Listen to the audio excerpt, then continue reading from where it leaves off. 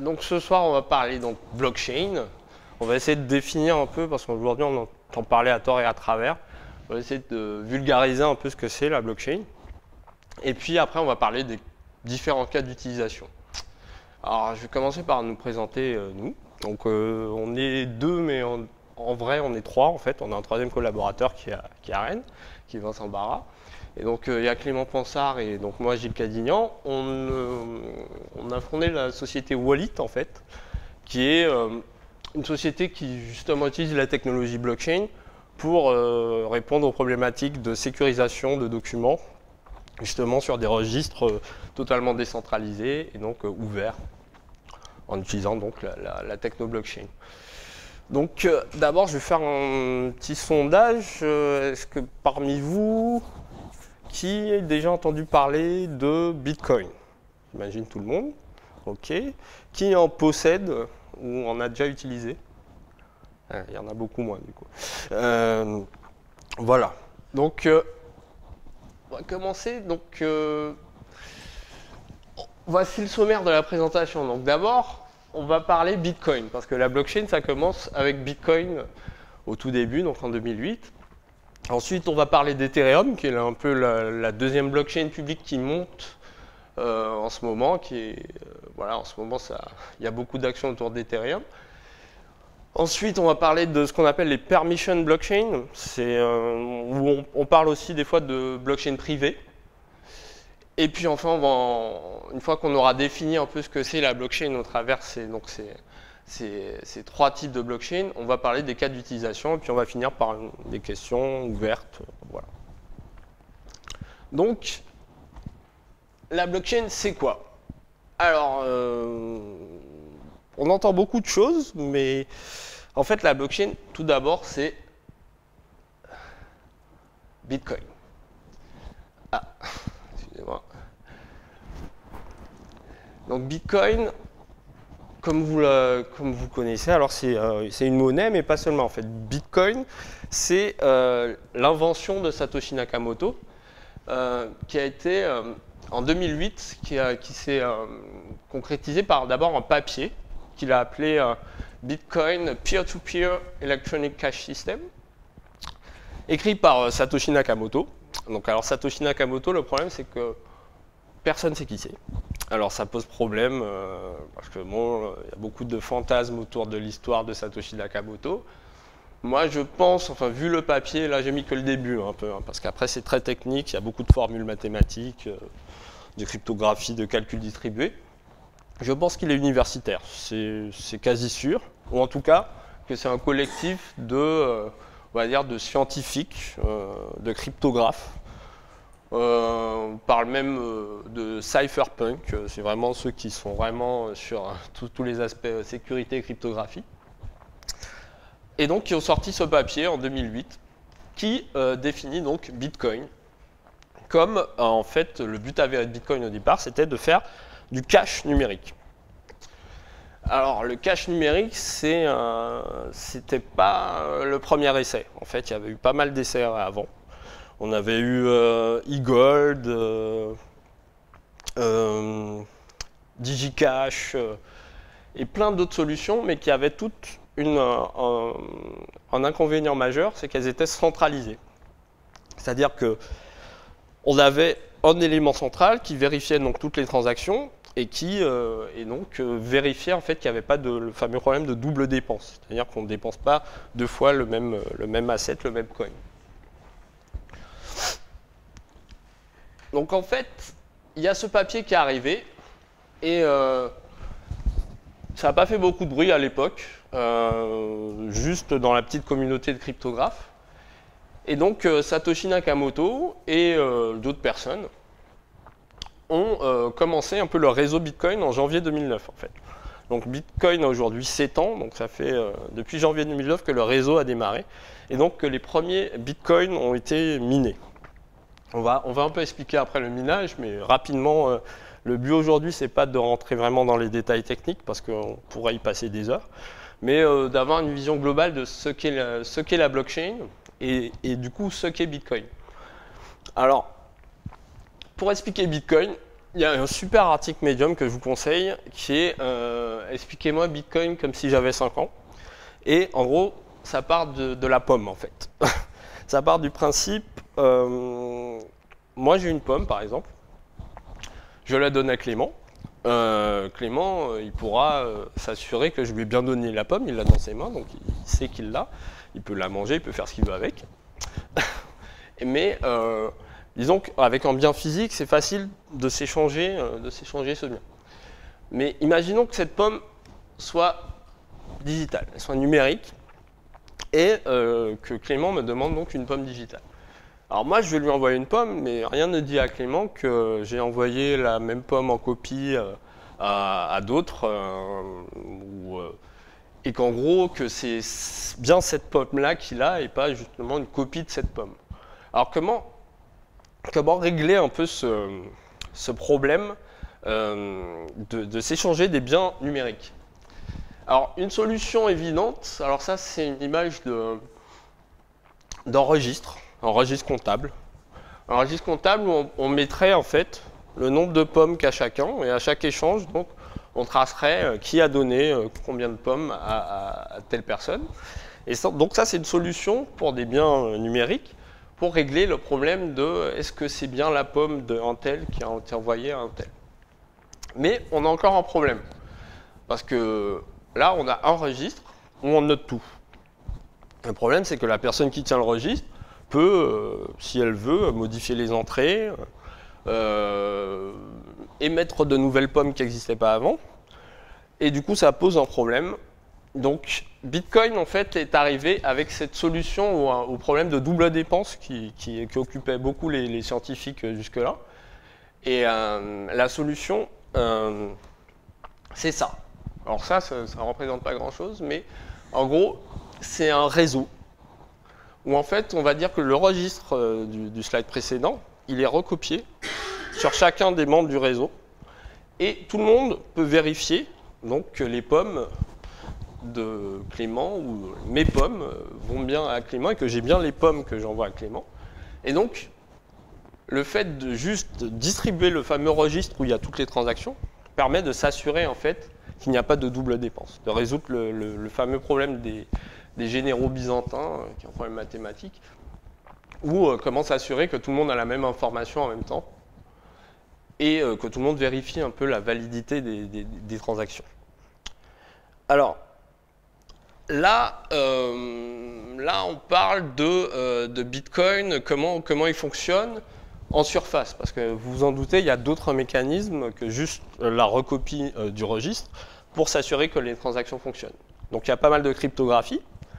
Tous les échanges toutes les transactions sont cryptées. Alors on parle avec Bitcoin d'anonymat. Il y a beaucoup de bruit qui se dit sur, en gros, ceux qui utilisent Bitcoin, ils veulent être anonymes. Et donc ils utilisent Bitcoin pour faire des transactions frauduleuses ou aller sur le dark web, etc. Alors, c'est pas totalement vrai. Pour deux raisons, c'est que déjà Bitcoin n'est pas anonyme, il est pseudonyme.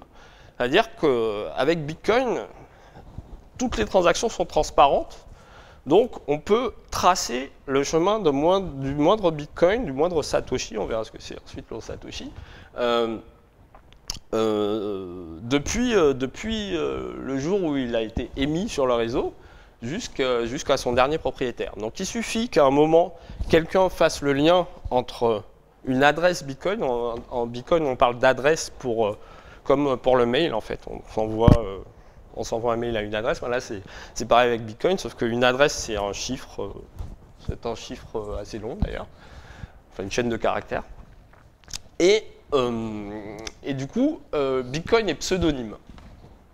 Et on a une société, par exemple, française qui s'appelle ScoreChain, qui se spécialise justement dans l'analyse du parcours des Bitcoins. Et on va se rendre compte que bientôt, avec du machine learning, avec des algorithmes, on pourra vraiment, enfin l'anonymat de Bitcoin sera caduque, quoi. C'est-à-dire que ceux qui utilisent le Bitcoin dans le dark web, ils vont rapidement, enfin ils ont déjà commencé à migrer vers d'autres solutions, ou alors des solutions d'anonymat au-dessus de Bitcoin, parce que quand on fait une transaction Bitcoin classique, si on met les algorithmes nécessaires et donc le travail nécessaire, on peut tracer et dire, on peut savoir que tel Bitcoin a été sur Silk Road ou a été acheté sur Bitstamp, ou etc. etc. Donc Bitcoin, il est pas anonyme, il est pseudonyme. Alors là, j'ai mis rapidement quelques termes qu'il y a dans Bitcoin.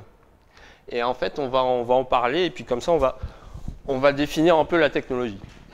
Alors Satoshi, non seulement c'est le prénom de l'inventeur, enfin le prénom supposé, hein, on ne sait pas vraiment s'il s'appelle Satoshi, c'est sûrement un pseudonyme.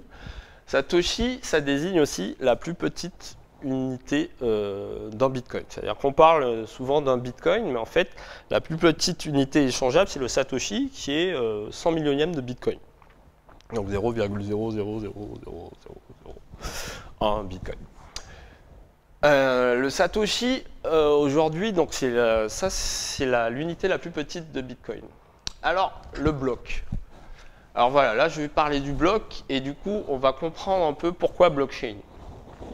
Alors, un bloc, sur la blockchain Bitcoin, on va parler des autres blockchains après, mais sur la blockchain Bitcoin, un bloc, c'est un ensemble de transactions qui est validé toutes les 10 minutes. Alors, comment ça fonctionne exactement? La création monétaire de Bitcoin se fait par un processus qu'on appelle le mining, le minage en fait. Un peu comme les mineurs de chercheurs d'or, les chercheurs d'or qui vont chercher de l'or, ils minent. Voilà, c'est pareil. Sauf que, en fait, le résultat du minage, c'est l'émission monétaire.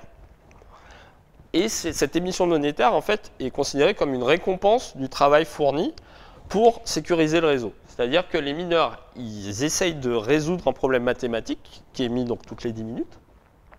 Et en récompense, ils peuvent émettre un nouveau bloc qui vérifie toutes les transactions qui se sont passées pendant ces 10 minutes. En fait. Et toutes ces transactions, pendant 10 minutes, elles sont englobées dans un bloc qui est lui-même chaîné au bloc précédent de façon cryptographique, d'où le nom blockchain.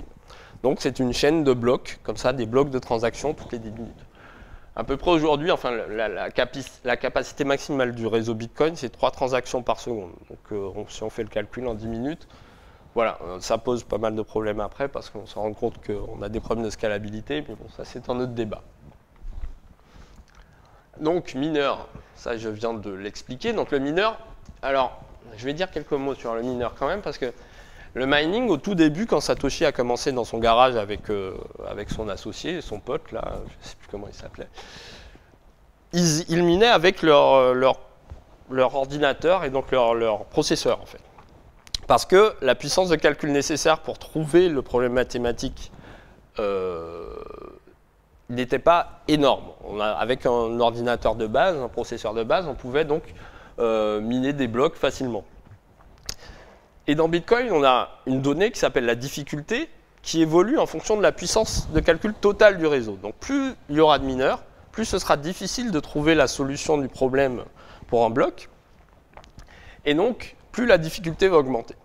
Aujourd'hui, on a commencé avec des ordinateurs. Aujourd'hui, on n'en a pas amené là, mais on mine avec du matériel spécialisé, avec des processeurs qui sont faits que pour miner du Bitcoin, et dans des fermes énormes en Chine. Enfin, la plupart sont en Chine, il y en a en Islande. En fait, la vraie donnée pour le minage, c'est le coût de l'électricité. Plus le pays aura un coût d'électricité bas, plus les gens vont miner. Par exemple, en ce moment, au Venezuela, vu que le coût de l'électricité est toujours basé sur le peso vénézuélien, ça mine à fond. Au Venezuela, on vend 0,2 Bitcoin, on a une pile de billets comme ça en monnaie locale. Au Brésil aussi, ça commence à... Alors que c'est des pays chauds, il faut refroidir. Enfin, c'est un peu... on marche un peu sur la tête, mais bon. Sinon, en Islande aussi, on mine beaucoup parce qu'il n'y a pas besoin de refroidir, c'est cool. Et puis en Chine, parce qu'ils ont des grosses centrales où ils peuvent avoir l'électricité pas chère. Et la Chine, en général, est un pays qui a beaucoup investi dans le Bitcoin et qui croit beaucoup au Bitcoin. Alors, peut-être pas au niveau étatique, mais en tout cas, au niveau des investissements, la Chine est vraiment le pays numéro 1 aujourd'hui. Alors, confirmation. Alors, c'est quoi une confirmation? Quand on fait une transaction Bitcoin, on attend qu'elle soit confirmée par le réseau. Ça veut dire quoi d'être confirmée par le réseau? Ça veut dire que la transaction, en fait, il faut qu'on attend qu'elle soit insérée dans un bloc. C'est-à-dire qu'on va attendre qu'il y ait un mineur qui trouve la solution à un problème et prenne notre transaction qu'on a envoyée sur le réseau et l'intègre dans un bloc. Donc, dans le meilleur des cas, enfin, souvent moins des fois, ça prendra 10 minutes.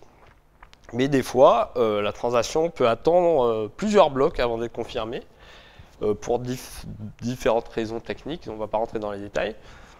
Mais ça ne veut pas dire que la transaction n'est pas visible. C'est-à-dire qu'aujourd'hui, un commerçant qui a accepté Bitcoin, ça existe, hein, même à Rennes, il y en a, il peut très bien dire « Ok, c'est bon » dès qu'il voit la transaction sur le réseau. C'est-à-dire qu'on peut utiliser des systèmes qu'on appelle zéro confirmation, qui disent « Ok, c'est bon, j'ai vu la transaction passer sur le réseau, donc ça prend quelques secondes, je peux accepter le paiement. » Mais c'est à ses risques et périls parce que les bitcoins seront réellement à vous quand ils seront confirmés dans un bloc. Et d'ailleurs, il y a des gens qui arrivent à faire justement à abuser des marchands en envoyant 2 fois la même transaction avec le même bitcoin, une fois aux marchands et une fois à eux-mêmes. Et du coup, ils jouent sur la probabilité qu'il y ait un nœud du réseau qui chope la transaction avant l'autre pour effectuer une double dépense. Et c'est rare, mais c'est possible. Il y a des mécanismes pour contrer ça. D'une manière générale, sur la blockchain Bitcoin, il vaut mieux attendre une, voire plusieurs confirmations. La règle veut qu'on attende 6 confirmations. Après, ça dépend. Si on achète un café, on n'a pas besoin d'attendre 10 confirmations. Si on achète un nouveau break Mercedes, on va attendre quelques confirmations. Voilà. Alors, une adresse. L'adresse, c'est ce qui définit en fait une destination de Bitcoin. Alors, il faut savoir que les Bitcoins, vous ne les possédez pas. Les Bitcoins sont sur le réseau et ce que vous avez, c'est les clés qui prouvent que c'est vos Bitcoins. Alors, c'est avec un mécanisme cryptographique de clé publique, clé privée. La clé publique, c'est ce que vous donnez à la personne qui veut vous payer pour qu'elle vous envoie les Bitcoins. Et la clé privée, c'est ce que vous utilisez pour débloquer vos Bitcoins et les dépenser. Donc, normalement, la clé privée, vous ne la donnez à personne, jamais. La gardez, voilà.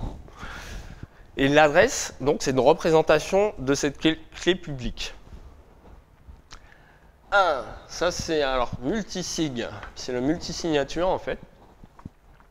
Alors le multisignature, c'est une fonctionnalité qui est apparue pas au tout début de Bitcoin, c'est arrivé je crois en 2010.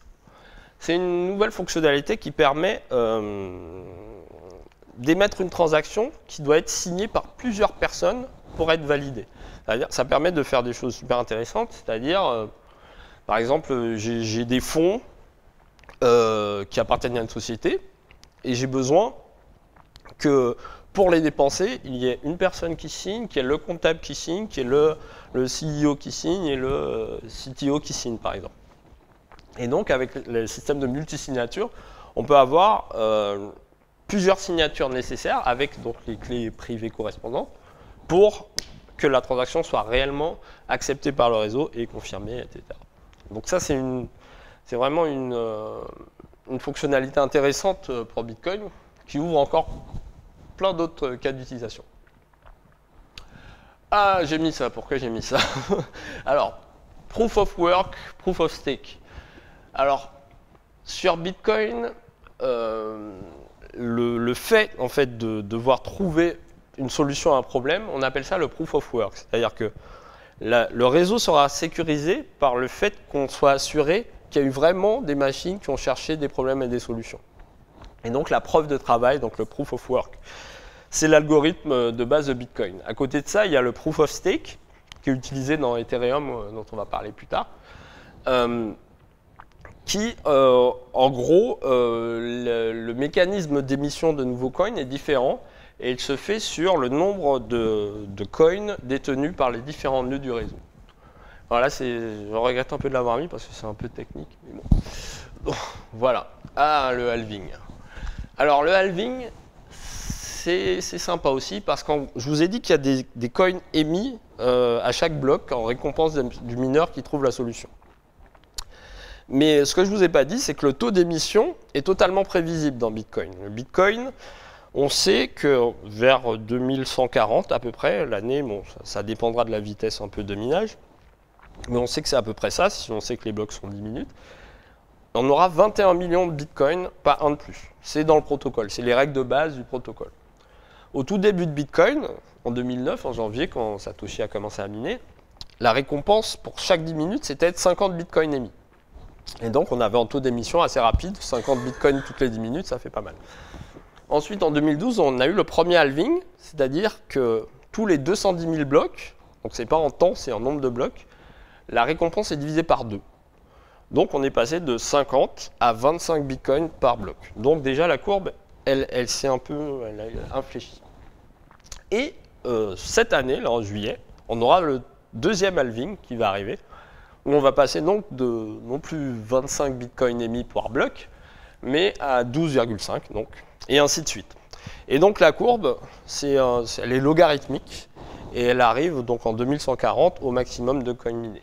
Alors, la question que ça pose, c'est, mais oui, mais quand il n'y aura plus beaucoup de bitcoins minés, comment les mineurs seront rétribués? Alors aujourd'hui, la récompense des mineurs, c'est à la fois l'émission monétaire, mais aussi ce qu'on appelle les transaction fees, les frais de transaction, qui aujourd'hui sont minimes. C'est pour ça que c'est très intéressant comme technologie. Aujourd'hui, les frais de transaction moyens pour une transaction Bitcoin, c'est 0,0001 Bitcoin, environ, même un peu moins. En fait, les frais de transaction ne dépendent pas du volume de Bitcoin qu'on envoie, mais de la taille en octets de la transaction. C'est-à-dire qu'on peut envoyer 0,2 Bitcoin et avoir une grosse transaction pour des raisons techniques, et on peut envoyer 10 000 Bitcoins et payer zéro frais. D'ailleurs, une anecdote, la première transaction commerciale connue de Bitcoin, c'est un mec qui s'appelle Laszlo, qui a commandé une pizza à un collègue qui était en Angleterre contre 10 000 Bitcoins. Alors aujourd'hui, 10 000 bitcoins, ça fait beaucoup, mais à l'époque, un bitcoin n'avait aucune valeur. Donc, c'est ça qui a donné la première valeur au bitcoin. En fait, et donc, depuis, on célèbre, je crois que c'est en mai, le Pizza Day pour les bitcoiners. Et donc, le jour où la première pizza, en fait, c'était 2 pizzas. Donc, ça va, 5000 bitcoins la pizza, ça va encore.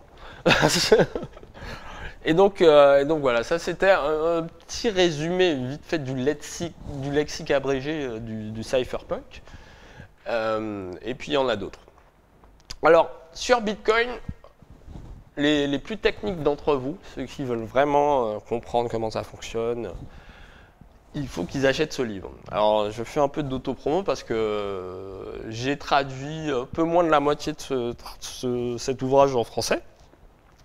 On a rencontré avec Clément l'auteur, Andreas Antonopoulos, qui est juste quelqu'un de passionnant. Je vous invite à regarder ses vidéos sur YouTube. Très sympathique. Il parle français. Il a étudié à la Sorbonne. Et ça, c'est vraiment l'ouvrage de référence technique. Mais pas que technique. On va dire les 3 premiers chapitres s'adressent à tout le monde. Ça explique un peu les mécanismes que j'ai expliqués là, mais en mieux. Parce que bon, j'ai pas autant de temps que dans un livre. Mais après, ça rentre vraiment dans la technique et c'est très utile pour les développeurs dont je fais partie. Donc alors, après, voilà. Alors, Bitcoin a fait des émules, forcément. Bitcoin a été lancé en 2009, mais à partir de 2010, voire fin 2009, je crois, pour Namecoin, on a vu de nouvelles blockchains arriver, ce qu'on appelle des forks. Parce que j'ai oublié de préciser, mais Bitcoin est totalement open source. C'est-à-dire que le code qui fait tourner les nœuds Bitcoin, il est disponible, il est auditable, et c'est ce qui fait un peu sa force. C'est-à-dire que Bitcoin n'appartient à personne et il appartient à tout le monde. C'est ça qui fait un peu peur aux institutions notamment, mais c'est un peu comme Internet, quoi, en fait. Alors là, j'ai mis Ethereum, mais avant de vous parler d'Ethereum, je vais vous parler de tous ces altcoins qu'il y a eu depuis Bitcoin, parce qu'en fait, aujourd'hui, il y en a des milliers, vraiment. Ça va du plus farfelu, Dogecoin, qui est une monnaie avec une tête de chien complètement loufoque, qui ne veut rien dire du tout, mais qui a atteint, je crois, 200 millions de market cap à un moment donné, parce que, voilà, il y avait une grosse communauté. Voilà, le LOL, ça fait vendre, donc ils ont réussi à faire... voilà, ça part des altcoins qui ont d'autres politiques monétaires. Au lieu de 21 millions, ils vont dire que c'est 140 millions. Il y en a qui seront inflationnistes, c'est-à-dire plutôt que de fixer le nombre de coins, ils vont dire que chaque année, il y aura un pourcentage de nouveaux coins qui vont être minés.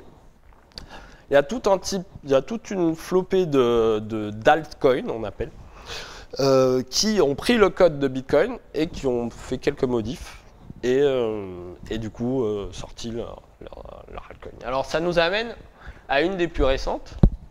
Enfin, je dis une des plus récentes parce qu'il y en a une qui sort tous les jours à peu près.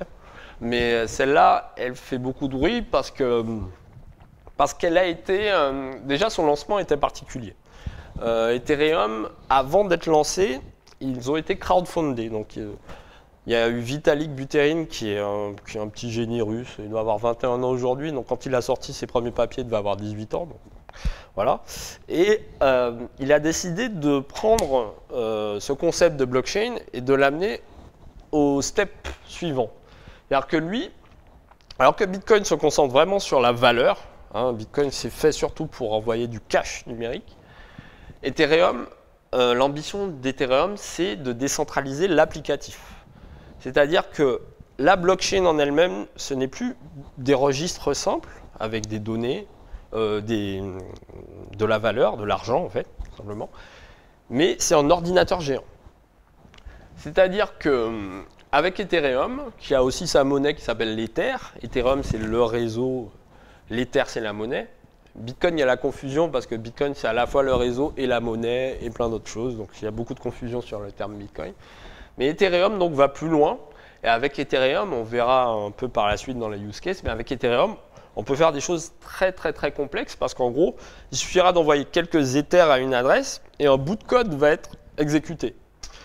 Mais le bout de code n'est pas sur un serveur, il est partout, il est sur le réseau. Et donc ça ouvre des possibilités énormes et des use cases par milliers. Ah, oui, j'ai mis ça. Alors, ça, c'est la couverture de The Economist de fin d'année dernière, c'est ça? Novembre de l'année dernière. Et en fait, ça venait ponctuer une année où en fait, on a vu le terme blockchain, la hype du terme blockchain monter comme ça en épingle, parce que jusqu'ici, tout le monde parlait de Bitcoin, quoi, simplement, et poussé notamment par le monde économique, c'est-à-dire la banque, la finance, qui ont tenu, on se demande pourquoi, à mettre Bitcoin un peu de côté et mettre en avant le terme blockchain pour développer leurs propres solutions basées sur cette technologie. Mais il y a eu cette couverture en fin d'année et The Trust Machine, et là on parle clairement de Bitcoin parce qu'en fait, si vous voulez, enfin il y a plusieurs écoles, mais dans le monde de la finance essaie de construire quelque chose qui ressemble à Bitcoin, qui va avoir l'utilité pour eux, c'est-à-dire réduire leurs coûts principalement, tout ce qui est settlement, régler les conflits entre elles, enfin savoir qui a combien d'argent. Elles peuvent utiliser des systèmes inspirés, on va dire, de la blockchain Bitcoin. Mais en fait, toute l'année dernière, on a vu toutes les institutions financières commencer à parler de blockchain, Mais la motivation derrière ça, principale, c'est que c'est ces institutions-là qui sont les plus menacées par l'adoption de ce genre de technologie. Et donc, elles ont décidé de prendre en main le sujet et donc de s'y atteler et de sortir des projets, des produits, des partenariats, des POC, comme on dit, des Proof of Concept. Et même à la fin d'année, on a eu une note de Visa, en fait, Visa qui disait ouais, blockchain is no longer a choice. Alors quand Visa dit ça, voilà, on se dit que voilà, ça y est, c'est parti. Et Visa, de façon un peu ironique, développe un prototype de remittance, d'envoi en fait, qui concurrence Western Union pour l'envoi de la diaspora dans les pays africains ou asiatiques, basé sur Bitcoin. Et c'est marrant que Visa développe ça pour concurrencer des marchés qu'ils n'ont pas en fait. Alors, ça, c'était pour en fait présenter un peu la blockchain. Donc avant de passer au cas d'utilisation, je sais que là, j'ai parlé beaucoup, mais si vous aviez des questions tout de suite sur la blockchain, comment ça marche, les différents types de blockchain, je n'ai pas vraiment abordé par exemple les blockchains privées, que sont les solutions que développent les banques. Mais donc si vous avez des questions techniques sur comment marche la blockchain, je suis preneur. Tu parlais tout à l'heure des frais de transaction. Ouais. Qui touche les frais Alors, les frais de transaction, justement, c'est pour les mineurs. C'est-à-dire qu'aujourd'hui, la récompense est 25 bitcoins. Et généralement, le mineur qui trouve un bloc, il touche environ 25,4 bitcoins. En gros, sur toutes les transactions du bloc, il aura 0,4 bitcoin, mais à tout péter, grand max. Et les frais de transaction sont pour les mineurs. En 2021, on sera arrivé au max des bitcoins. 140 à peu Du près. coup, les mineurs seront rétribués que avec les frais de transaction. Que les frais de transaction. Est-ce que ça serait plus rentable pour eux de miner? Alors, le Bitcoin est conçu pour être rare. Donc, la logique économique, si vous voulez, Bitcoin, ça marche sur une alchimie, en fait. C'est que, en organisant sa rareté, le prix, normalement, devrait monter. Et donc, aujourd'hui, 0,01 Bitcoin, c'est rien, mais on peut imaginer rapidement que, vu la rareté de Bitcoin et le fait que plus ça va, plus les places seront chères pour avoir les transactions, eh bien, les revenus en frais de transaction vont augmenter. Et là, par exemple, ce qui se passe, c'est que les blocs, on arrive un peu pas à saturation, mais presque du réseau, c'est-à-dire les fameuses 3 transactions par seconde, on y est, quoi. Eh bien, les mineurs, en fait, ils peuvent se payer le luxe de sélectionner les transactions avec le plus de frais, en fait. Et donc, voilà, la sélection se fera comme ça. Et donc, le modèle économique de l'émission monétaire vers les transactions, ça se passera comme ça. Et soit, il y aura deux choses. Soit le prix du Bitcoin va augmenter, et aussi les frais de transaction peuvent aussi augmenter. C'est-à-dire en fonction, c'est au bon vouloir du mineur en fait.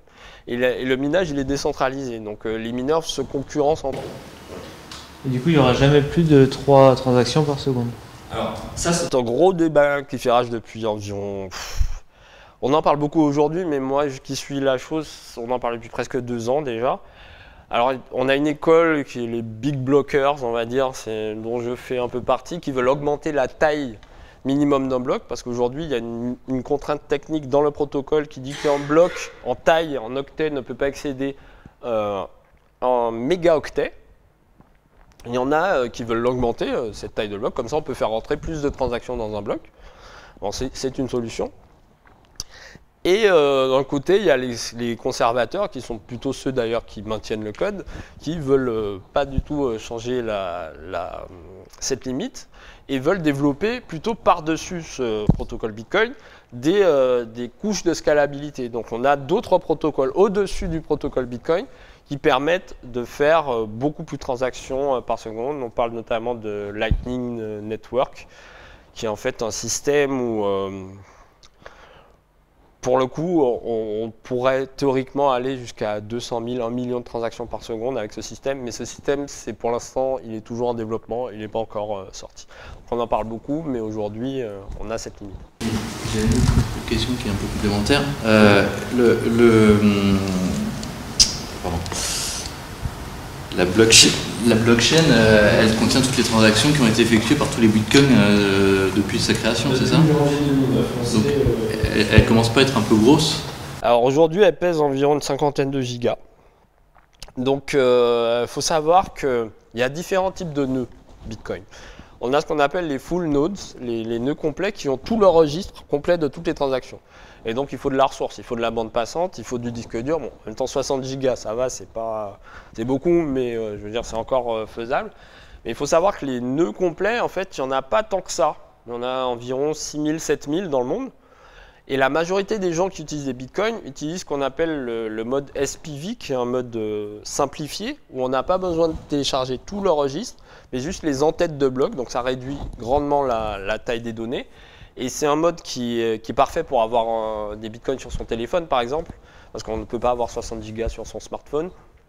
Mais du coup, avec ce mode-là, on peut avoir un wallet bitcoin sur son smartphone et payer en bitcoin avec son smartphone. Donc la majorité des nœuds Bitcoin, ils sont dans ce mode-là en fait. J'ai pas le chiffre exact, mais ça doit être du x10, du x100. Est-ce que 2 blockchains différentes, Bitcoin et Ethereum, peuvent dialoguer ensemble, échanger ensemble? Alors oui. Alors il y a plusieurs projets qui font ça. Par exemple, je pense à T0 de l'américain Overstock. Overstock, c'est une espèce d'équivalent de BHV américain. qui vend des rideaux, mais qui fait aussi dans la techno. Et ils ont sorti T0, qui est une solution de gestion de private equities, donc des missions d'action sur les marchés hors bourse.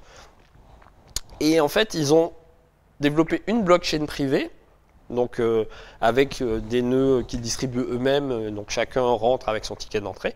Mais tous les jours, ils prennent une transaction Bitcoin pour justement vérifier en fait toutes leurs transactions dans leur blockchain privée. Donc, en fait, on a pas mal de systèmes hybrides en fait qui mixent différents types de blockchain.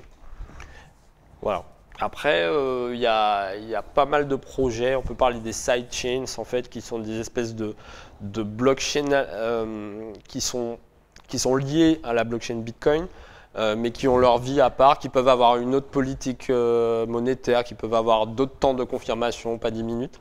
Mais en tout cas, il y aura toujours un lien cryptographique, quel qu'il soit, technique en tout cas, entre ces blockchains-là et une vraie transaction horodatée Bitcoin qui, elle, est sûre, on sait qu'elle est sûre, et du coup, on déduit la sécurité de cette autre blockchain avec la blockchain la plus sûre aujourd'hui, qui est la blockchain Bitcoin.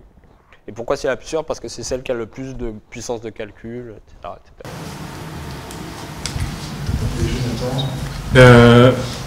Qu'est-ce qui se passerait si en 2140, il y a disons une grosse banque qui aurait réussi à récupérer une grosse partie des clés Bitcoin?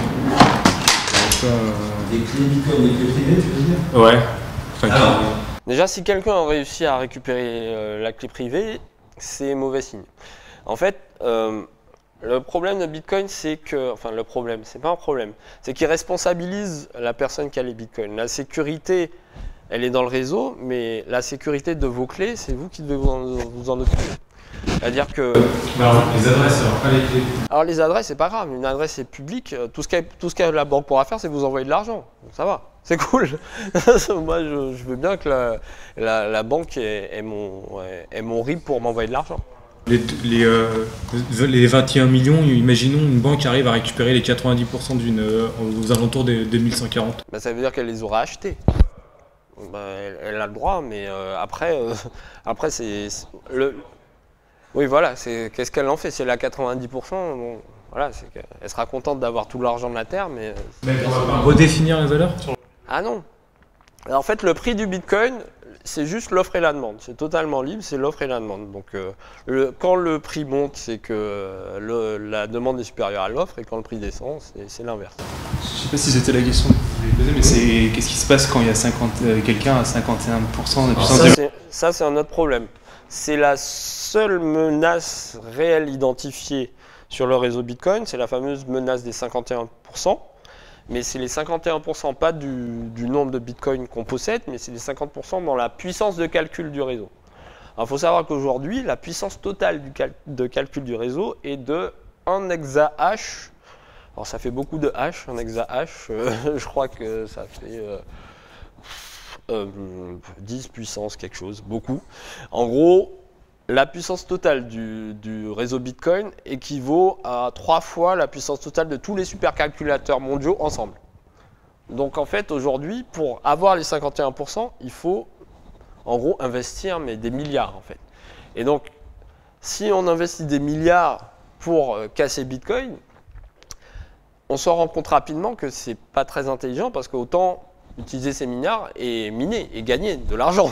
En fait, l'intérêt en fait, de casser... Déjà, il est théorique parce que c'est difficile à réaliser, à réunir autant de puissance de calcul. La blockchain, elle est surveillée, c'est-à-dire qu'il y a des gens qui ne font que regarder ce qui se passe sur la blockchain et donc ils vont être tout de suite vus, en fait, ces gens-là. Et le réseau, c'est avant tout un consensus global. Le réseau a toujours des moyens de se défendre contre ce style d'attaque. Il suffira de prendre des dispositions pour lutter contre ça. Ça s'est déjà fait quand il y a eu des problèmes sur Bitcoin. On a déjà eu ce qu'on appelle des hard forks.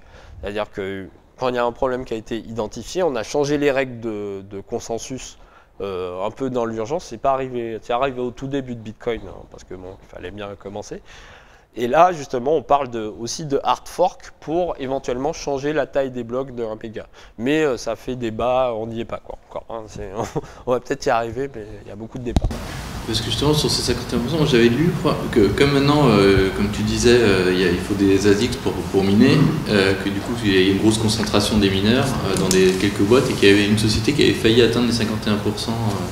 Alors, là encore, c'est pas exactement ça. Le minage, au début, c'était que des individus qui minaient. Aujourd'hui, enfin, il y a quelqu'un qui a trouvé, c'était assez évident, mais qu'on pouvait se syndiquer entre mineurs.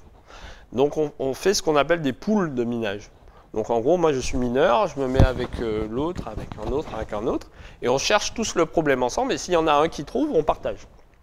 Et la société, le pool en fait de minage qui s'appelait Gash.io, c'était en 2014 je crois, qui avait atteint 49%, ben justement tout le monde l'a vu. Et qu'est-ce qu'ils ont fait les mineurs? Ben, ils ont changé de pool. Et donc personne n'a envie en fait qu'il y ait un pool qui ait 51% parce que ça fait une menace. Justement, quelqu'un peut réécrire les blocs théoriquement. En théorie, c'est jamais arrivé. Aujourd'hui, Bitcoin, il y en a beaucoup qui veulent le casser depuis longtemps, mais sa principale qualité, c'est la résilience. C'est-à-dire qu'il est construit pour être non censurable, sécurisé. Donc c'est ça sa principale force. Et en fait, plus il y aura de la puissance de calcul, plus ce sera dur à casser. Et déjà aujourd'hui, on a beaucoup plus de puissance de calcul qu'il en faudrait réellement pour voilà, en vrai. D'autres questions? Si on part sur le principe d'une blockchain 100% privée, on n'a plus besoin de rétribuer les mineurs. Ça peut être des mineurs automatiques. Oui, en fait, les solutions de blockchain privée, alors moi au début j'étais très sceptique parce que, en gros, il n'y a pas le système de proof of work dont j'ai parlé juste avant. Et en fait, on dit, ben, toi, entreprise A, tu as le ticket pour avoir un nœud, toi, en fait, c'est des tickets d'entrée. Et il n'y a même plus besoin même de coin, en fait, d'assets. On va juste faire des transactions qui ne représentent pas de l'argent, mais qui représentent, je ne sais pas moi, des transactions financières, des ventes d'actions. Et ils vont se vérifier entre elles. Mais le problème, c'est que le niveau de sécurisation de ces blockchains-là n'est pas forcément équivalent au réseau Bitcoin, parce que rien n'empêche, en fait, des personnes qui sont dans le même cercle de se mettre d'accord pour corrompre un peu le système.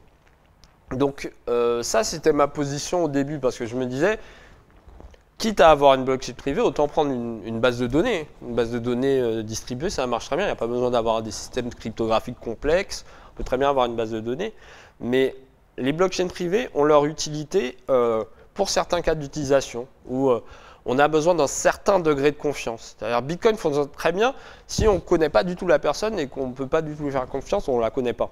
Mais dans un cas où on fait, on va dire, à moitié confiance à un certain nombre de personnes, on peut mettre en place une blockchain privée. Alors il y a plusieurs solutions qui sortent. Et si vous voulez, si on dit que la blockchain c'est Internet, les blockchains privées ce seraient des intranets. Voilà. Donc Internet, intranet, bon, il y a quand même plus de choses à faire avec Internet, je pense. Même si un intranet est très utile pour certains cas d'utilisation. C'est pareil avec les blockchains privées. Voilà. On passe aux cas d'utilisation peut-être. Du coup, les cas d'utilisation. Alors, les use cases financiers. Alors, forcément, la première chose qu'on peut faire, Bitcoin c'était la première application, c'est de l'argent, donc qu'est-ce qu'on peut faire? On peut payer en Bitcoin. Bon, c'est l'application numéro 1. Alors, les remittances. Alors, les remittances, c'est ce dont j'ai parlé tout à l'heure. On a par exemple un très beau projet qui a déjà presque 2 ans et demi, qui s'appelle BitPesa, qui est un projet kényan, enfin britannique et kényan, qui en gros permet aux Africains londoniens d'envoyer de l'argent aux Kenyans ou aux Ougandais. Ils sont dans 4 pays, je crois, en Afrique, maintenant l'Afrique anglophone forcément. Mais pour 3% de frais au lieu des 10% de Western Union. Tout ça en utilisant le Bitcoin en fait. Donc les Anglais, ils déposent des bitcoins dans BitPesa et le Kenyan il reçoit des shillings kenyans en fait. Parce que c'est couplé avec ce qu'on appelle un exchange. Les exchanges, c'est les endroits où on va échanger des bitcoins contre de la monnaie fiduciaire, des fiat, des euros, des shillings kenyans, des livres sterling. Donc les remittances, c'est quand même une super application de Bitcoin parce que ça permet de réduire drastiquement les coûts, en fait, les frais de transaction. Parce que, en gros, je ne sais pas pourquoi ils sont aussi chers, Western Union ou MoneyGram, mais j'imagine que c'est parce qu'ils ont des officines, ils ont des. Voilà. Et puis aussi qu'ils se rincent bien aussi en passant. Mais du coup, les remittances, c'est quand même un super use case. Donc BitPesa. Ah oui, automatiser les paiements. Alors, du coup, Bitcoin, c'est du cash numérique, mais c'est du cash programmable. C'est comme si votre petit billet, vous pouvez le programmer et lui dire, alors si y a ça qui se passe, alors tu vas là, sinon tu vas à l'autre. Ben, c'est pareil, avec Bitcoin, on peut programmer en fait les transactions financières. Et donc ça ouvre des possibilités, enfin c'est infini quasiment. Alors le crowdfunding, forcément, parce qu'en gros, on peut très bien mettre en place des plateformes de crowdfunding où on n'aura pas besoin de tout cet appareil bancaire et financier qui simplifiera en fait des campagnes de crowdfunding où on pourra récupérer des fonds du monde entier sans besoin de convertir les devises entre elles, etc. Et le pendant du crowdfunding, enfin le pendant, on va dire une autre application, c'est le lending, donc on se prêtait de l'argent avec Bitcoin, donc on peut faire ça aussi très facilement. Il y a un truc qui est sympa avec Bitcoin, un truc très con, c'est on peut envoyer de l'argent à travers sa télé. Il suffit qu'on affiche à la télé un QR code, c'est-à-dire une représentation d'une adresse en 2D, et on est derrière sa télé, on prend son téléphone, on la scanne, et on peut envoyer de l'argent. Je me souviens, dans les révolutions, il y avait eu des contestations en Ukraine et on voyait des gens avec des pancartes avec des QR codes et ils ont reçu des fonds comme ça, juste parce que des gens les ont vus sur CNN et tout et ils voulaient les soutenir et leur envoyer de l'argent. Ça, je trouve ça juste magique. Et ça, on peut le faire avec Bitcoin. Alors, les micro-paiements. Alors, on peut envoyer 10 000 Bitcoins. En plus, il avait payé 0 frais pour ces 2 pizzas. Donc, 10 000 Bitcoins comme ça. En une seconde. Mais aussi, on peut envoyer un des millionièmes de centimes avec les bitcoins. C'est ça qui est beau, c'est qu'on peut faire du micro-paiement, du nano-paiement. On a des systèmes, par exemple une startup qui s'appelle Streamium, qui permettent de suivre des lives vidéo et de payer à la seconde. Donc si on regarde un truc et ça ne nous plaît pas, on a vu 3 secondes, on arrête et on aura payé 0,004 centimes en bitcoin. Donc les micro-paiements, c'est vraiment aussi ce que permet la blockchain. Alors les tips et les donations. Alors ça c'est une application qui a été popularisée avec ChangeTip. Il y a eu d'autres applications où en fait sur les réseaux sociaux, dès qu'on aime un commentaire, on peut envoyer de l'argent comme ça juste en ajoutant un commentaire, en mentionnant ChangeTip. On envoie comme ça de l'argent à travers les réseaux sociaux de façon très facile. Et pareil pour les donations, on a pas mal d'organisations, donc des fondations, tout ça, qui acceptent les donations en Bitcoin, qui permettent d'être tout de suite mondial et de ne pas s'occuper avec des problèmes de conversion. Alors là, j'ai mis 3 points de suspension parce que rien que sur la finance, les use cases sont très nombreux. Alors ça, c'était les use cases financiers, mais on verra qu'en gros, l'argent, c'est bizarre de dire ça, mais ce n'est que la partie émergée de l'iceberg. En fait, c'est la partie la plus évidente, mais derrière, la blockchain, c'est surtout une façon de gérer la confiance. Et la confiance, c'est valable pour l'argent, mais c'est valable aussi pour pas mal de choses. Alors, on va voir. Voilà, donc là, sur la sécurisation et la traçabilité. Alors, nous, par exemple, Wallet, on travaille sur ces aspects-là, notamment la preuve d'existence. En fait, avec la blockchain, il suffit dans une transaction d'insérer une toute petite partie d'information dans la transaction, parce que c'est possible, notamment sur Bitcoin, d'avoir un champ qui est tout petit, qui fait 80 octets dans une transaction, et d'insérer de la donnée qui va prouver que telle donnée a existé à un moment donné, au moment où le bloc a été miné.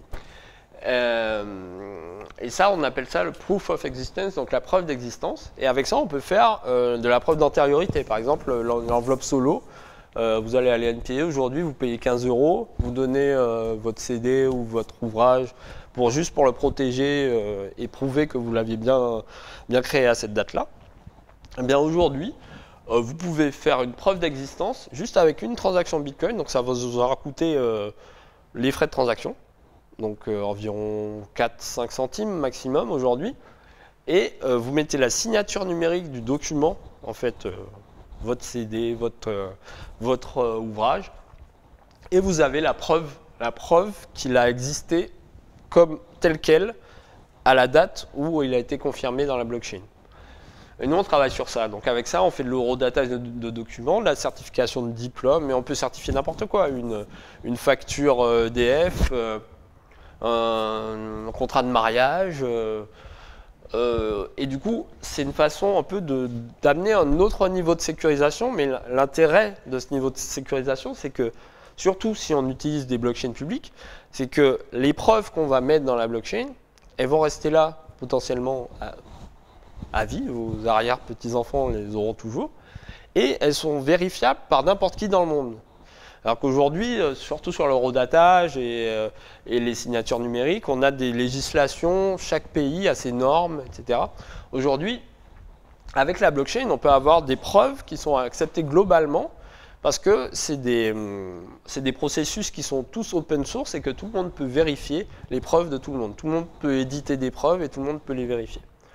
Et nous, on travaille notamment à l'édition de preuves, mais qui sont toujours valables, même si notre société n'existe plus. C'est-à-dire que vous allez éditer une preuve et n'importe qui à l'avenir pourra la vérifier et donner sa preuve à ses petits-enfants, à ses arrière-petits-enfants, et dire, regarde, j'ai mis qu'on s'était marié avec mamie à cette date-là. Voilà. Donc ça, c'est quand même énorme comme possibilité. Alors dans le même registre, on a ce qu'on appelle le Digital Rights Management, les DRM. Donc on peut gérer les musiciens qui se plaignent que leur morceau soit copié à tort et à travers. Avec la blockchain, il y a plein de mécanismes, il y a plein de projets différents qui sont nés en liant blockchain et DRM.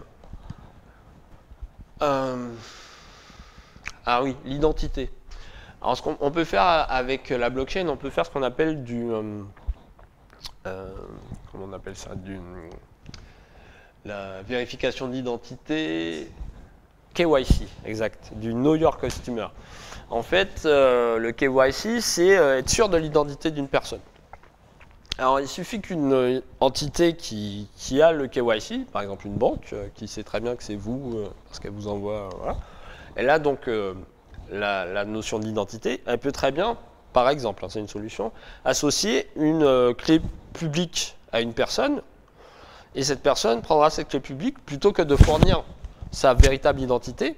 Elle va fournir une clé publique émise par un organisme qui sait qui elle est, pour prouver que c'est vraiment, par exemple, une personne solvable, par exemple. Et ça, c'est une solution parmi d'autres.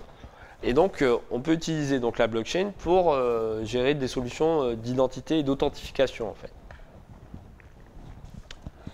Et pareil, etc., parce qu'il y en a plein. Qu'est-ce qu'on peut citer comme projet de traçabilité ?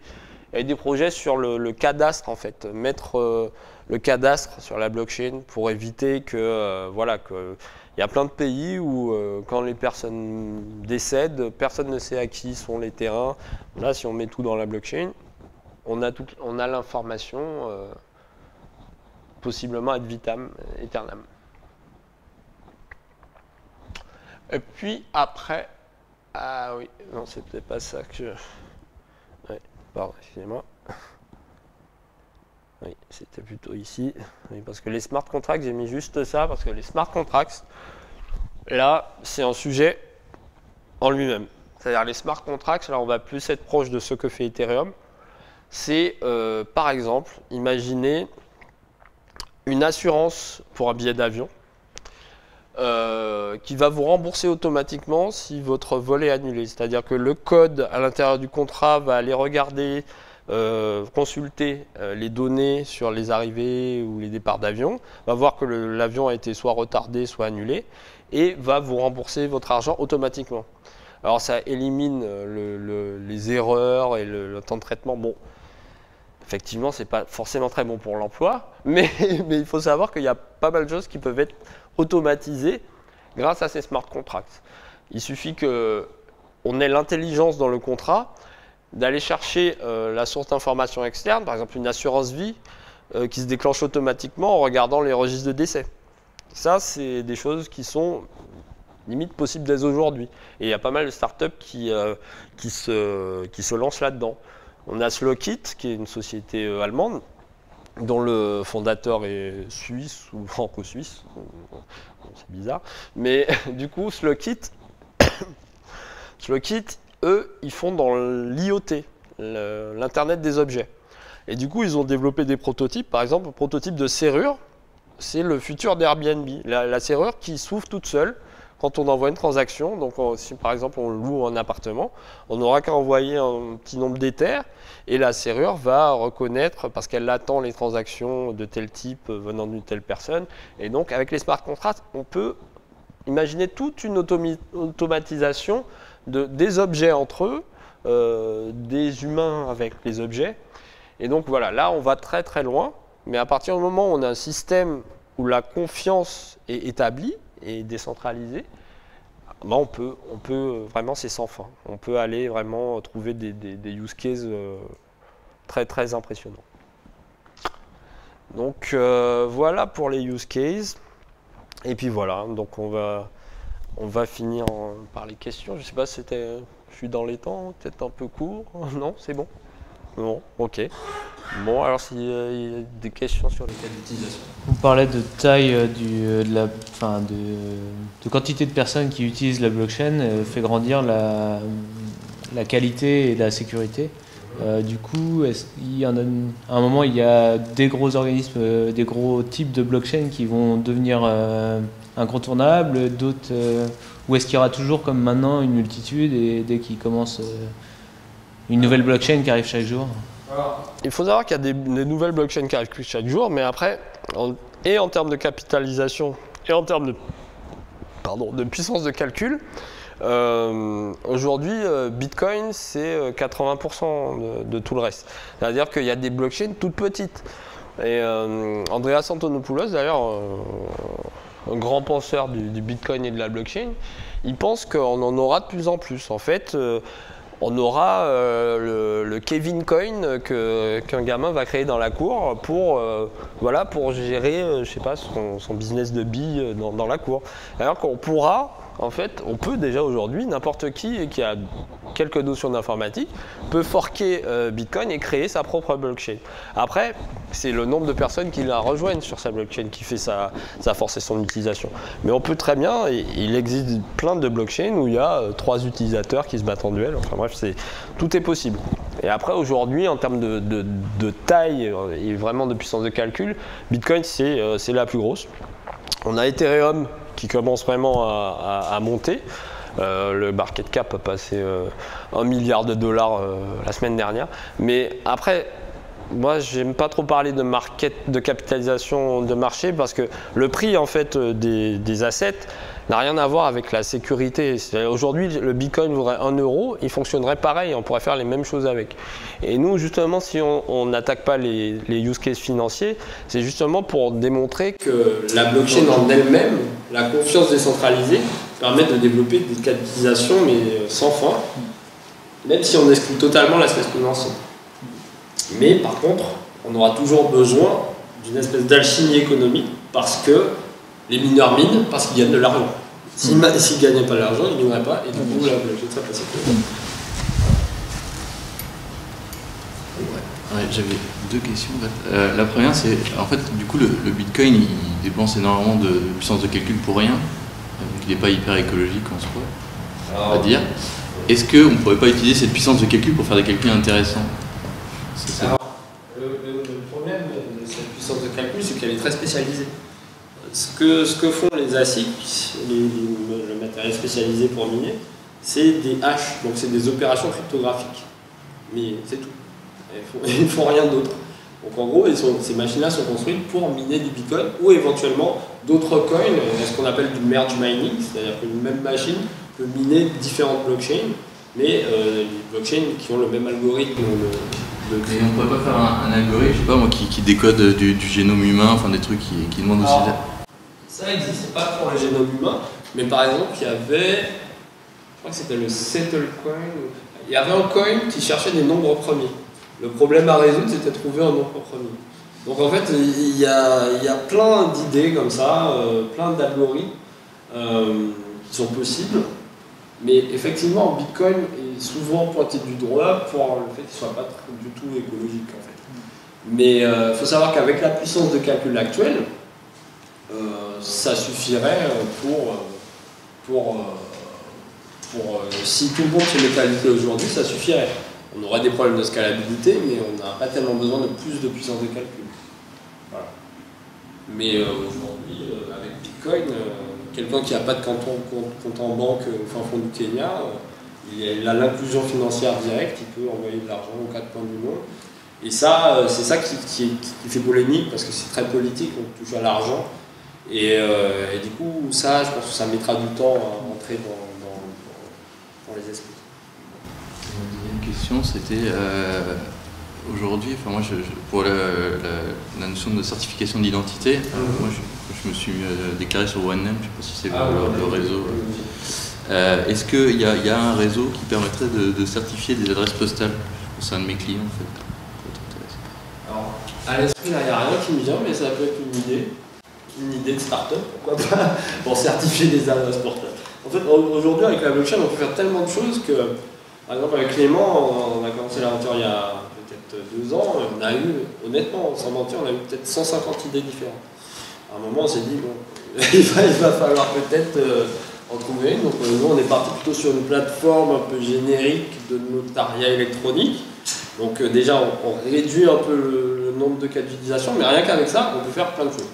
Donc, voilà. Et typiquement, sur une idée comme ça, est-ce que, parce que le problème, c'est quand même de certifier l'information de base, quoi, c'est-à-dire l'adresse, avant qu'elle rentre dans la blockchain, en fait. On peut très bien certifier des infos. Bah voilà, c'est ça le problème. Après, tout ce en faisant ce type de certification, c'est tout ce qu'on dit, c'est ce fichier-là, il existait à telle date. Mais après, rien ne dit que ce fichier-là, c'est pour ça qu'on aura toujours besoin de notaires, toujours besoin d'experts en art, des gens qui peuvent authentifier les données de base. Mais après, une fois que ces données sont authentifiées, on met cette preuve dans la blockchain et cette preuve, elle reste pour tout. Aujourd'hui, est-ce que ça a une valeur légale en droit français ou autre? Ou pas du tout? Alors, super question. En fait, il y a une consultation à l'Assemblée nationale le 24, la semaine prochaine. On y sera. On a réussi à avoir des places. Où les parlementaires vont s'interroger en fait sur la blockchain. Bon, ça nous tombe dessus, qu'est-ce qu'on fait? En gros. C'est ça la consultation. Et nous, on veut pousser le fait que, par exemple, aujourd'hui, pour faire de l'horodatage, par exemple, de documents, il y a des normes très précises, validées par l'État. Et les sociétés qui éditent ces preuves doivent être agrémentées. Avec Bitcoin et avec la blockchain, on a une invention où n'importe qui peut innover, c'est quelque chose d'ouvert. Et nous, ce qu'on voudrait, au niveau réglementation, c'est que le tampon ne soit pas mis sur les sociétés, mais sur la technologie. Parce qu'en fait, avec cette technologie-là, on n'a plus besoin de tiers de confiance, c'est la technologie qui est la confiance. À partir du moment où on respecte des normes, des protocoles ouverts, et qu'on l'utilise, c'est bon. Et donc là, on essaie de pousser l'idée qu'il faudrait justement dire que cette technologie, elle est valide. Bon, n'importe quelle personne d'extérieur qui analyse les données factuelles pourra le confirmer. Mais après, je veux dire, c'est quand même un effort institutionnel. Et aujourd'hui, on a des législations nationales, mais c'est une technologie qui est tout de suite mondiale.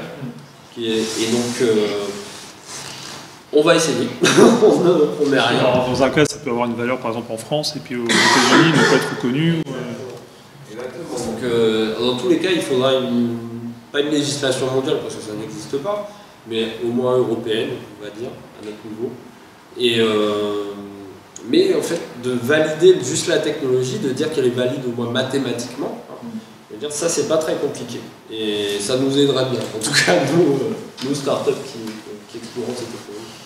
Oui, juste une petite question sur le principe du paiement du Bitcoin. Il suffit d'avoir l'adresse de la personne à qui on veut donner de l'argent. Donc du coup, la personne qui reçoit l'argent, on sait juste l'adresse qui nous l'a émise. On ne connaît pas l'identité. Du coup, il y a des paiements qui peuvent être complètement anonymes. Il y a moyen de tracer quelque chose ou c'est vraiment complètement anonyme et typiquement sur un ransomware ou ce genre de choses, quoi. En fait, c'est limite oui, c'est pas limite, c'est sûr, c'est une volonté de départ. Justement, protéger la vie privée des gens. Quand on envoie un chèque, on met un nom. Voilà, on a une adresse, on peut payer. D'ailleurs, c'est pourquoi Bitcoin a mauvaise presse, c'est qu'aujourd'hui les hackers, par exemple, qui viennent et qui cryptent vos données, qui vous demandent une rançon, ils ne vont pas vous donner un RIB, hein. Ils vont vous donner une adresse Bitcoin, c'est beaucoup plus pratique pour eux. Mais il faut savoir que, par exemple, les cartes bleues, le nombre de fraudes sur les cartes bleues, où justement il y a des données personnelles, est très important, justement à cause de ça, parce qu'on donne à des gens qui n'ont pas forcément besoin de les avoir, des données personnelles. Son nom, son prénom, son adresse, alors que bon, quand on va acheter une paire de baskets, on n'a pas besoin de connaître son nom.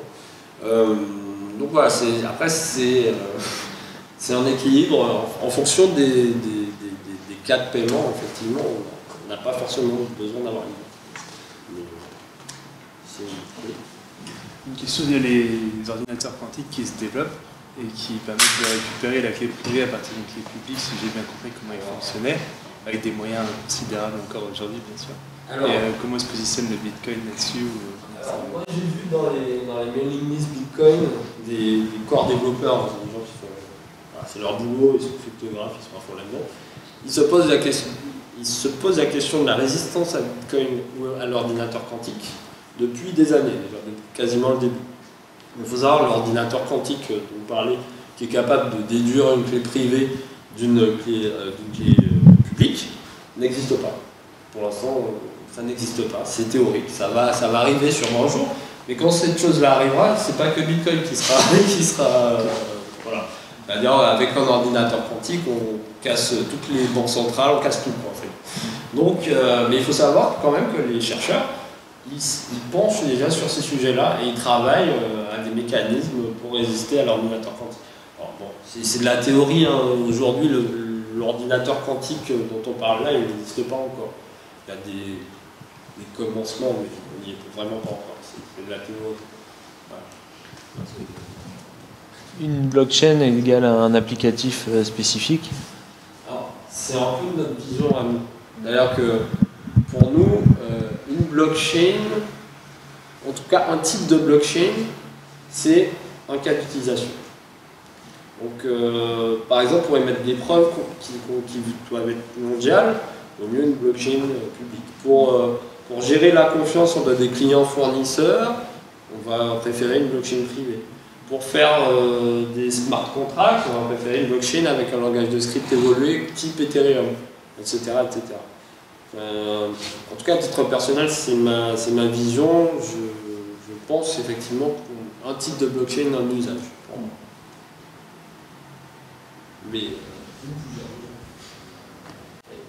et on a des librairies pour jouer avec, ce genre de choses? Parce que typiquement, là, moi, je pense à des solutions comme de serveurs ou d'authentification, quoi. Donc le mieux qu'on a en ce moment, c'est peut-être le SSH, ce genre de choses. Et se passer de SSH pour passer sur la blockchain. En fait, il y a des serveurs qui développent des outils équivalents à SSH sur la blockchain.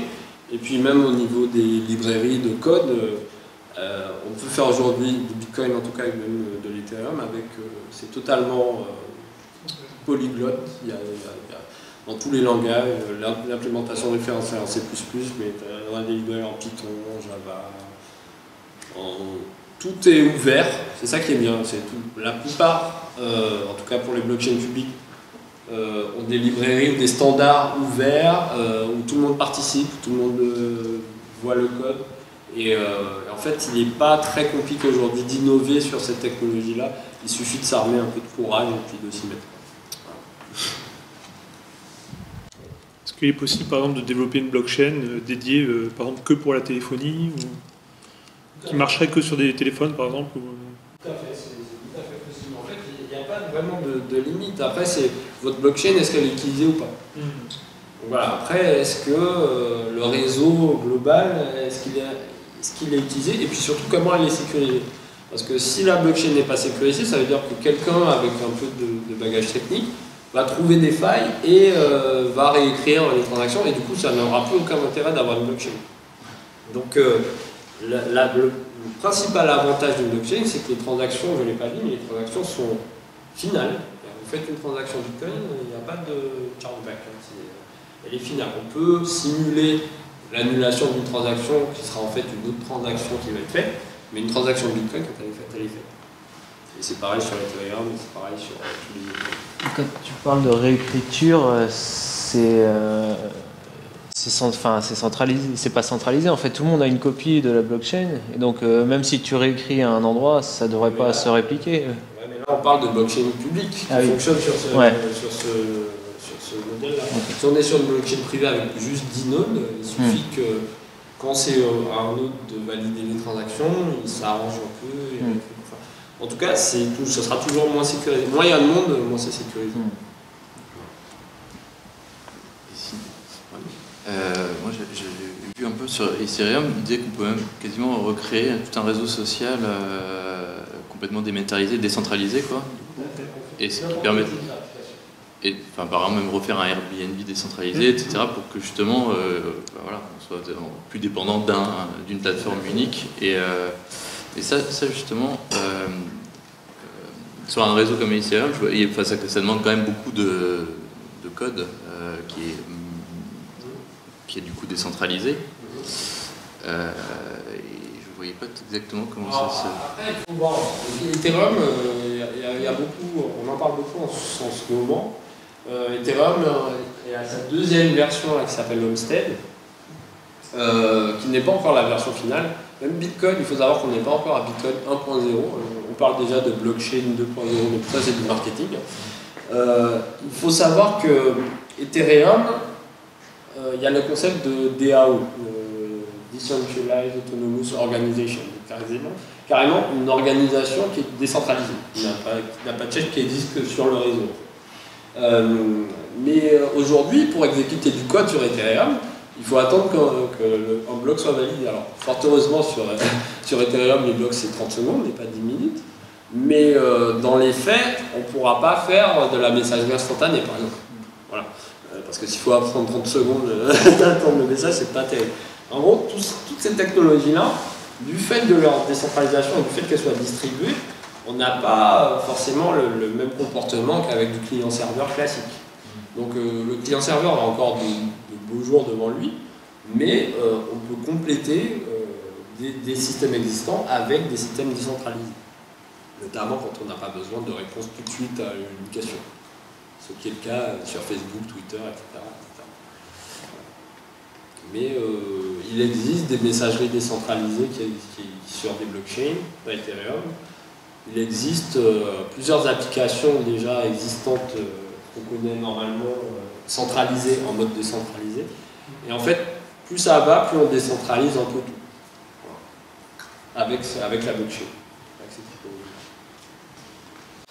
Tu disais que, en attendant, là, le 24 mars, pour l'instant, la blockchain, elle n'est pas reconnue par l'État français. En fait, comment dire, c'est pas qu'elle n'est pas reconnue. En fait, même le Bitcoin, en fait, il n'a pas de statut en France. Aujourd'hui, si le Bitcoin a le même statut qu'une pomme ou une peluche, si on a envie de payer en peluche, ben on peut, en fait, si le marchand accepte le peluche. Ben le Bitcoin, c'est pareil. Le Bitcoin n'a même pas le statut monnaie. En fait, le Bitcoin, c'est tellement complexe que la plupart des États ont préféré d'attendre de voir et d'essayer de comprendre plutôt que de légiférer. C'est un peu comme, c'est très similaire à ce qui s'est passé avec Internet. Et la blockchain en tant que telle, ça ne veut pas dire vraiment grand-chose. La blockchain, c'est un terme générique, c'est un peu comme big data. Voilà, le gouvernement n'a pas légiféré sur la big data. La CNIL légifère sur les données personnelles. Non, mais le big data, il n'y a pas besoin de... Déjà, les blockchains, il y en a des différents types, qu'elles soient publiques, privées ou hybrides. Et là, la consultation du 24 mars, c'est vraiment, pour les parlementaires, c'est vraiment de savoir ce qui se passe. Il y a des startups en France qui commencent, on doit être une vingtaine, une trentaine. Ils voient très bien qu'il y a une certaine... voilà, on en parle dans les autres pays. Il y a l'Angleterre qui commence un peu à sortir des législations. L'Allemagne a légiféré depuis longtemps là-dessus. Et du coup, ils s'interrogent, quoi. Et là où je veux en venir, c'est que si je décide d'être payé en Bitcoin, ça veut dire qu'au bout d'un moment, je ne suis pas forcé de payer des impôts. Alors, il y a peu de chance, ça, quand même. Alors, ça dépend. Il y a longtemps, moi, j'avais écrit un article sur comment il faudrait voir le Bitcoin comme une opportunité et pas une menace. Alors qu'avec Bitcoin, on peut très bien, l'État peut dire, imaginons, n'importe quel marchand qui accepte des Bitcoins doit implémenter mon protocole fiscal au-dessus de Bitcoin, qui fait que déjà toutes les transactions qui passent, je les vois. Direct, je peux prélever la TVA, parce que c'est programmable. Et en fait, c'est une super opportunité, parce qu'en fait, les transactions, même si elles sont anonymes, elles sont visibles. Et si on sait que telle adresse, c'est tel commerçant, bon, rien n'empêche le commerçant d'utiliser une autre adresse en dessous du manteau, comme il prendra du cash qu'il ne va pas déclarer, c'est un peu pareil. Mais en gros, l'État pourra analyser donc, les transactions, et pourra voir, par exemple, si le nombre de transactions baisse alors que la boutique fonctionne très bien, il pourra voir qu'il y a un problème, limite le détecte automatiquement. Donc ça peut être une opportunité, en fait. Le fait qu'on ait une technologie ouverte et auditable, en fait, où on voit les transactions passer, ça peut être une opportunité pour le législateur. Et ça, il faudrait qu'il le comprenne. Du coup, il pourrait légiférer sur tel commerçant. Vous êtes commerçant, vous avez le droit qu'à une seule adresse. Exactement. Ouais, moi, des trucs comme ça. J'imaginais ça, bon, je me suis fait taper sur les doigts par tous les libertariens, un peu, parce qu'il y en a pas mal dans le Bitcoin. Mais en fait, ça, c'est tout à fait possible avec Bitcoin. Et sinon, la réponse, c'est que comme quand on nous paye en nature ou en échange, bah, ça rentre pour la valeur dans la comptabilité. Donc il faut déclarer la valeur du Bitcoin. Mais c'est vraiment du cash, il faut voir ça comme du cash en Bitcoin. C'est d'ailleurs le titre du papier de Satoshi Nakamoto, c'était Electronic Cash System, donc un système de cash électronique. Donc ça redonne un peu la liberté à l'utilisateur. On ne peut pas saisir le Bitcoin, on ne peut pas. Voilà. Ça c'est un problème aussi peut-être pour l'État. À partir du moment où on contrôle ses clés, personne ne peut prendre les clés. Une question sur les smart contracts, sur l'exemple des vols annulés, là où on serait remboursé automatiquement. Comment est-ce le système peut être sûr que le vol a bien été annulé? Qui est la personne de confiance qui lui indique? Parce que le smart contract, en fait, c'est quelqu'un qui va le coder, qui va donner une source d'information qui va être une API d'un aéroport, en fait, par exemple. Donc, dans le code, on va dire, va chercher l'information sur tel site d'aéroport, voilà, qui me donne tous les horaires. Ou si ce site ne marche pas, va prendre un autre site. Enfin, en gros, on peut prévoir dans le code des appels à des sources d'informations externes qui vont donner la vérité. Ils vont couper les informations. Mais il y a une vulnérabilité, du coup, s'il est en pirate le site de l'aéroport ou... Ça permet de faire des trucs fantastiques, mais forcément, il peut arriver des problèmes. C'est toute la limite d'ailleurs des smart contracts, parce que finalement, assez vite, ils sont incompréhensibles pour les gens qui l'utilisent. Alors, techniquement, on fait pas mal de Bitcoin, on commence à explorer Ethereum, mais beaucoup de smart contracts que j'ai vus sur Ethereum, c'est pas si compliqué que ça, en fait. Hein, parce que... Pour toi, tu es développeur, mais je veux dire... même en termes de lignes, un nombre de lignes de code. Pour faire ce que je viens de dire, là, il y a 40 lignes de code. Et on imaginait un futur, là, récemment, où en gros, les notaires, en gros, c'est des développeurs qui vont coder des smart contracts. Donc, et le smart contract, il n'y a même pas besoin d'avoir une connaissance accrue de la technologie, la cryptographie et tout. Parce que le smart contract, c'est quoi? C'est si telle donnée égale tant, alors envoie de l'argent là, ou alors rembourse monsieur. C'est pas très compliqué, c'est de l'algorithmique de base. Et Ethereum est construit pour vraiment que les smart contracts soient écrits de façon, avec ses outils, notamment le langage, de façon très simple, entre guillemets, pour des développeurs, on va dire. Ouais. Mais faut pas surestimer non plus la complexité de ces smart contracts. Après, on peut faire des smart contracts super complexes si on veut, mais l'exemple de l'assurance, là, c'est pas super compliqué. Il donnait l'exemple d'une société qui serait, où on remplacerait le DAF par un smart contract, mais du coup, ça devient un programme assez compliqué, quoi. Et il y a des failles dedans, c'est un peu... Si vous voulez remplacer le DAF, là, oui. Là, il faudra plusieurs smart contracts, ils seront bien compliqués. Mais moi, je pense pas qu'il faut voir comme un remplacement à tout.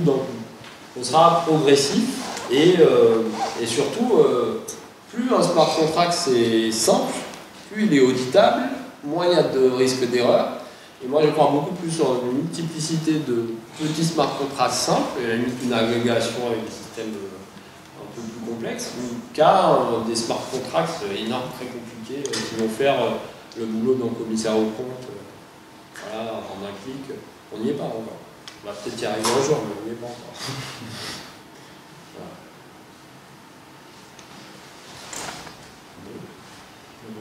Vous avez une question là? Non, je pense aux notaires, ils en pensent quoi de tout ça? Ah. Ils sont moins affûtés que les banques pour l'instant sur le sujet, mais on va y venir petit à petit. Hein. C'est vraiment de la désintermédiation, la blockchain, donc les notaires pourront y voir un certain avantage qui, d'un point de vue social, aura des conséquences, effectivement. C'est-à-dire qu'une étude de notaire, à terme, recrutera beaucoup moins de gens que ce qu'elle fait actuellement. Si la blockchain arrive à être validée au niveau de technologie juridique. Mais on peut vraiment...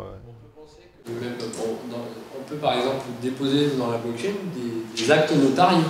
On arrive à une deuxième couche de sécurisation qui arriverait en plus en fait, du travail des notaires et qui permettrait à ces actes notariés d'être vérifiables parce que en fait, dans une société, il y a plusieurs acteurs et souvent c'est utile de rajouter des protections parce que un avocat et un notaire ne vont pas être d'accord, ou une banque, un avocat, un notaire, tout ça il faut qu'ils soient tous honnêtes. Je ne mets pas en compte l'honnêteté, mais je dis qu'il y a plus il y a de personnes dans une transaction, plus il y a de chances qu'il y ait quelqu'un de malhonnête.